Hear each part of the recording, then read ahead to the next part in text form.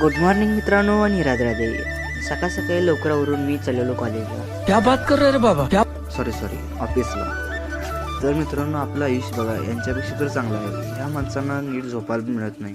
फुटपाथवर झोपणारी ही माणसं कसं आयुष्य काढतील तुम्ही विचार करा.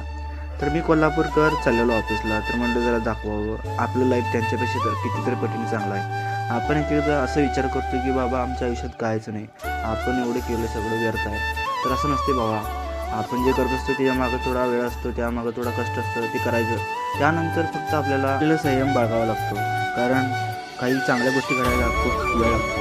तर मित्र कसं आहे, आपल्या बापाचं वय झालेलं आहे, तर त्याचं आता जबाबदारी आपल्या खांद्यावर घ्यायची वेळ आली आहे.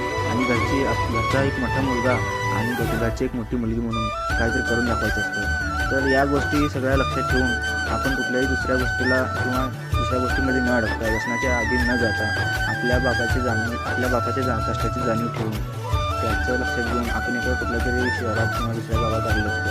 त्या ठिकाणी आपल्याला बाप फोन करतो, आई फोन करते. त्यावेळी आई म्हणते बाबा कसं आहे, जेवलास का, बरं आहे का. पण नावाने एका शब्दाने एका बापाचा आवाज येतो की विचार केला पैसे पाहिजेत. हेच असतं रे बापाचं प्रेम.